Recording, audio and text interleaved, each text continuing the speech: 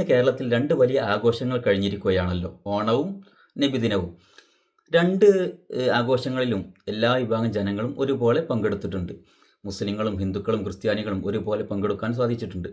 കേരളത്തിൽ ഇപ്പോൾ കഴിഞ്ഞ ഓണത്തിന് മുസ്ലിങ്ങളും ഹിന്ദുക്കളും സൗഹൃദം പങ്കിട്ട രീതിയിൽ ഭക്ഷണം കഴിക്കുന്നതൊക്കെ നമ്മൾ കാണാൻ സാധിച്ചു. അതുപോലെ അവസാനം കഴിഞ്ഞ നബിദിനത്തിൽ നബിദിന ജാഥയിൽ മാവേലി വരുന്നതും കുറേ അനവധി സ്ഥലങ്ങളിൽ നമുക്ക് കാണാൻ സാധിച്ചു.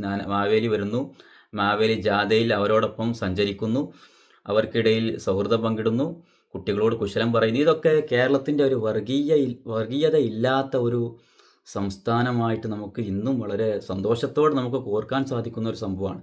ഇതാണ് ഭാരതത്തിൻ്റെ ചരിത്രം. ഇതാണ് ഭാരതവും ഇങ്ങനെ തന്നെയാണ് ആവേണ്ടത്. പക്ഷേ മറ്റുള്ള സംസ്ഥാനങ്ങൾ ഇങ്ങനെയല്ല. ഏത് വിഷയം എടുത്തു നോക്കിയാലും മറ്റുള്ള സംസ്ഥാനവും കേരളവും തമ്മിലുള്ള ഒരു അന്തരം ഒന്ന് വർഗീയതയില്ല എന്നുള്ളതാണ്. നമ്മൾ ശ്രദ്ധിക്കേണ്ട ഒരു കാര്യം, വർഗീയത നടത്തുന്ന പ്രഭാഷകരെയും ഏത് രീതിയിൽ ഏത് മതമാണെങ്കിലും മുസ്ലിങ്ങളുടെ ഇടയിലാണെങ്കിലും ഹിന്ദു മതത്തിൽ ഇങ്ങനെയുള്ള വർഗീയത നടത്തുന്ന പ്രഭാഷകരെ നമ്മൾ അറിയണം, അവരെ സമൂഹം തിരിച്ചറിയണം എന്ന്. ഈ വിഷയത്തെക്കുറിച്ച് ബഹുമാനപ്പെട്ട കക്കാട് മുഹമ്മദ് ഫൈസി ഉസ്താദ് ചില കാര്യങ്ങൾ പറയുന്നുണ്ട്. അതിൽ നിന്ന് കുറച്ച് ഭാഗം മാത്രമാണ് ഇവിടെ പ്ലേ ചെയ്യുന്നത്. മറ്റേതെങ്കിലും ഒരു ജനവിഭാഗത്തിന് വേണ്ടി അവരുടെ കൂടെ മത ആദർശത്തിലൊന്നും കൂടെ ചേരേണ്ടതുമില്ല. എന്നാൽ ജീവിക്കുന്ന ഈ ലോകത്ത് കൊടുക്കാനും വാങ്ങാനും കാണാനും അറിയാനും പകരാനും നുകരാനും ഒക്കെ നമുക്ക് സന്മനസ് വേണം, വിശാലത വേണം. അവിടെ വിലക്കുകളുടെ ഫത്വകളല്ല വേണ്ടത്. ജാതിഭേദം മതദ്വേഷം ഏതുമില്ലാതെ സർവരും സോദരത്വേന വാഴുന്ന മാതൃകാസ്ഥാനമാണിത്. ഇത് നാം എപ്പോഴും ഉയർത്തി പറയുക. ആദർശമുണ്ടായാൽ പോരാ, അത് പ്രചരിപ്പിക്കണം. സോഷ്യൽ മീഡിയകളിൽ നമ്മുടെയൊക്കെ ടെലിഫോണുകളിലേക്ക് വിവിധ മതവിഭാഗങ്ങൾ അവരവരുമായി ബന്ധപ്പെട്ട നേതാക്കളുടെ, ഗുരുവര്യന്മാരുടെ അല്ലെങ്കിൽ വേണ്ടപ്പെട്ടവരുടെ ഓർമ്മയുടെ സന്തോഷങ്ങൾ ആശംസകളായി കൈമാറുന്നുണ്ട്. തിരുവോണത്തിന്റെ നാളുകളിൽ ഹൈന്ദവ സഹോദരങ്ങളുടെ വീടുകളിൽ സ്നേഹ സൽക്കാരങ്ങളാണ്. ജാതി മതഭേദമന്യേ അയൽവാസികളെയും നാട്ടുകാരെയും ഒക്കെ വിളിച്ചു ചേർത്ത് അവര് വല്ലാതെ ആഘോഷിക്കുന്നു.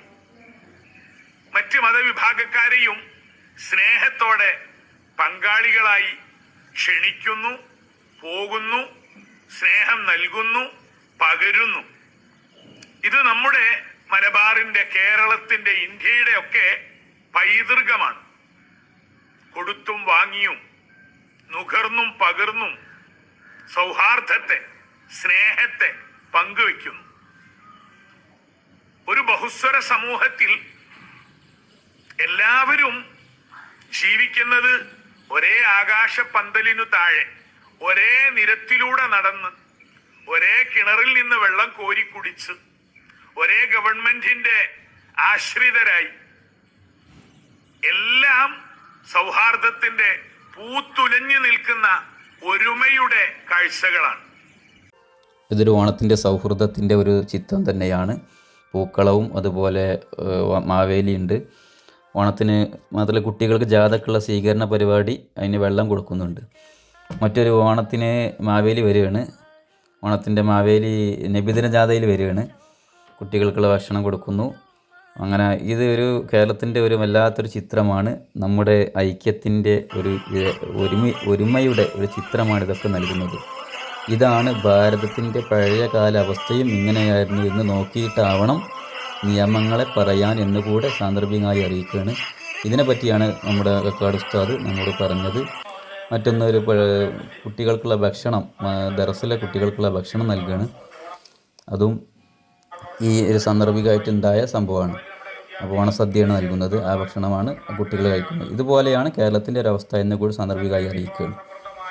സയ്യിദ് സാദിഖ് അലി ശിഹാബ് തങ്ങൾ ഈ സൗഹൃദത്തെ ഒന്നുകൂടെ ഉറപ്പിക്കുകയാണ്. കേരളത്തിന് അദ്ദേഹം നൽകുന്ന ഒരു സന്ദേശം തന്നെ സൗഹൃദമാണ്. ഇത് കേരളത്തിൻ്റെ ഒരു കൊടപ്പനക്കൽ തറവാടിൻ്റെ ചരിത്രം അത് തന്നെയാണ് നമ്മോട്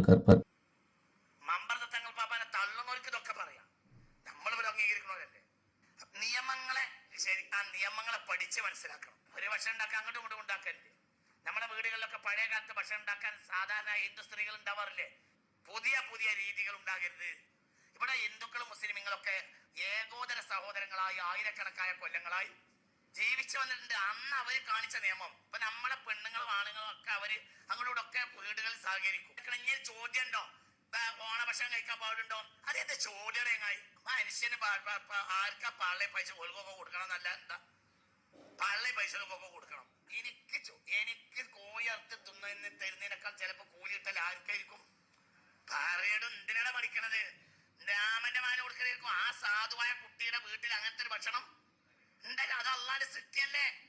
കൂലി ഉണ്ടാവുക, ആ കുട്ടിയുടെ ആകൃതം അതൊക്കെ സഹകരിച്ച് മുന്നോട്ട് പോകാൻ അള്ളാഹു ഇനി നമുക്ക് തൗഫീക്ക് തരട്ടെ. അതാണ് പഴയകാലത്തെ ഭാരതം, അതാണ് പഴയകാലത്തെ ഇന്ത്യ. അത് നമ്മൾ മനസ്സിലാക്കണം. ജുമാക്കെ സാമൂതിരിക്കെ കുറ്റിച്ചറ ജുമാഅത്ത് പള്ളിയിൽ ദ്വാരക്കുക ആർക്ക്? സാമൂതിരിക്ക് ദീർഘായുസ് ഉണ്ടാകാൻ. എന്നാണെങ്കിൽ നിങ്ങൾ അയാളെ പഠിച്ച് പുറത്താക്കൂലേ ഇസ്ലാമാത്തുനിന്ന്? ആര്? കാളിയൽ. ആർക്ക്? സാമൂതിരി രാജാവിന് ദീർഘായുസ് ഉണ്ടാകാനും ആപത്ത് വരാതിരിക്കാനും ശത്രുക്കളെ പരാജയപ്പെടുത്താനുള്ള കെൽപ്പുണ്ടാകാനും സാമൂതിരി രാജാവിന് ദ്വാരക്ക. എവിടുന്ന്? കുറ്റിച്ചറപ്പള്ളിയെ മെമ്പറിന് മേലുന്ന് വെള്ളിയാഴ്ച ജുമാഅത്ത്. മഞ്ഞും മഴയും മഴവില്ലും മണി